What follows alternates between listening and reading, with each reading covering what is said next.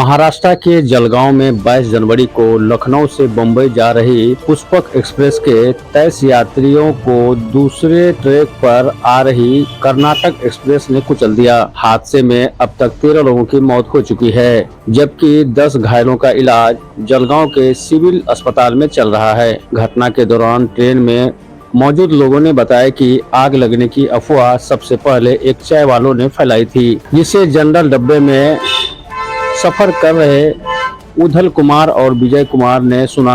दोनों घबराकर चलती ट्रेन से ट्रैक पर कूद गए। इसके बाद किसी ने चेन पुलिंग की और कुछ अन्य पैसेंजर भी जान बचाने के लिए ट्रेन से कूद गए। अफवाह के बाद ट्रेन में अफरा तफरी का माहौल था। लोग जान बचाने के लिए ट्रेन से निकलने की कोशिश में थे। कुछ लोग ट्रैक पर कूद रहे थे तो कुछ लोग ने दूसरे दरवाजे से छलांग लगाई जहां ट्रैक नहीं था। चश्मदीद ने के मुताबिक अगर ट्रैक की ओर ही बाकी लोग भागते तो हादसा और बड़ा हो सकता था।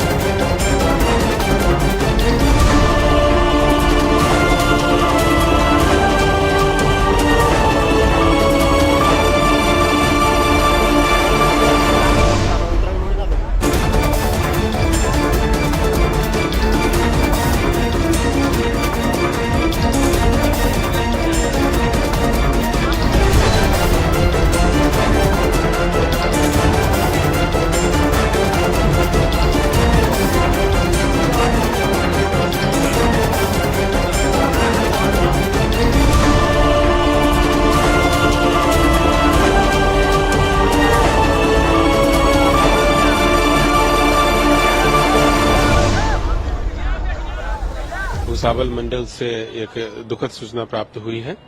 यहाँ पर कुछ यात्रियों ने पुष्पक एक्सप्रेस का एसीपी किया और वो वहां पर उतर गए और दूसरे साइड से बेंगलुरु से नई दिल्ली के बीच चलने वाली कर्नाटक एक्सप्रेस आ रही थी। उसकी चपेट में आने से कुछ यात्रियों के बुरी तरह से घायल होने की सूचना प्राप्त हुई है। यह भुसावल मनमाड़ जो रेलखंड है हमारा, वहां पर की घटना है। जो सूचना प्राप्त हुई उसमें है कि जलगांव से बहुत सारे लोग इस गाड़ी में चढ़े थे और इसमें से किसी ने एसीपी किया पहले ट्रेन में और एसीपी के बाद वो लोग उतरे हैं और गलत तरीके से पटरी को पार करने की कोशिश कर रहे थे या पटरी पर खड़े थे।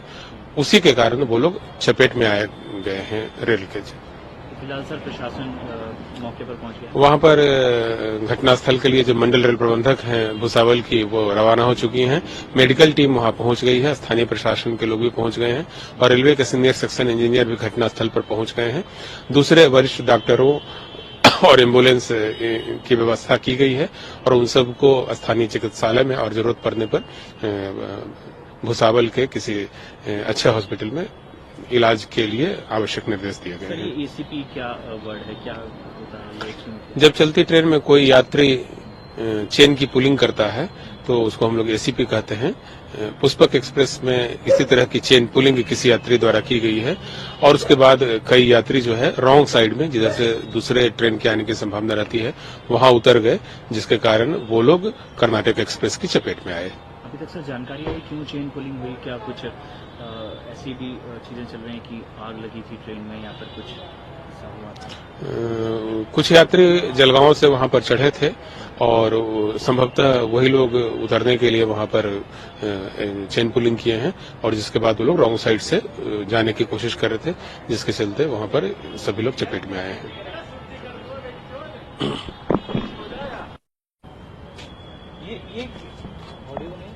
ये क्या कहानी है? सर अभी तक क्या जानकारी मिल पाई है, कितने लोग इंजर्ड हुए हैं, कितने लोगों की मौत हुई है, क्या पूरी डिटेल है सर? घटनास्थल पर जो अधिकारी पहुंचे हैं उनसे जो बात हुई है उसके आधार पर 8 से 10 लोगों के बुरी तरह से जख्मी होने की सूचना हमें प्राप्त हुई है। उनके इलाज के लिए स्थानीय हॉस्पिटल से और बाकी एरिया से एम्बुलेंस की व्यवस्था की गई है जो कि घटनास्थल पर पहुंच गई है और उनको इलाज के लिए अस्पताल ले जाया जा रहा है। जलगांव में पुष्पक एक्सप्रेस का जो दुर्घटना हुई है वो दुर्घटना में कम से कम जो आंकड़े हमारे सामने आ रहे हैं कि 24-25 लोग उसमें मृत हो चुके हैं। हाल ही में आप देख रहे हो कि मोदी जी की सरकार जब से आई है देश में तब से रेलवे के एक्सीडेंट बड़े पैमाने में बढ़ते जा रहे हैं और ये लगातार होते जा रहे हैं। सरकार मोदी जी की घोषणा करती है कि हम अब योजना लाएंगे, अब किसी की जान जाएंगी नहीं, निरपराध लोगों की मृत्यु नहीं होगी। कवच नाम की योजना लाई, कितना उपयोग इसमें हो रहा है ये भी स्पष्ट हो रहा है। यानी हमारे जमाने में रेलवे की टिकटें सस्ती थी, लेकिन अब मोदी जी की सरकार में टिकटें तो महंगे हो चुके हैं लेकिन लोगों की जान सस्ती हुई। ये कब तक सिलसिला चलते रहेगा कि सरकार का रेलवे पे कोई नियंत्रण नहीं है, उससे निरपराध लोगों की जानें जा रही है। सरकार को उनके मित्रों की मालगाड़ियां ज्यादा से ज्यादा चलाना, प्रॉफिट उनको कमा के देना और जो सामान्य लोगों की जो रेलवे है, जो देश की वाहिनी है, उसमें इस तरह की दुर्घटना होना ये दुर्भाग्यपूर्ण है।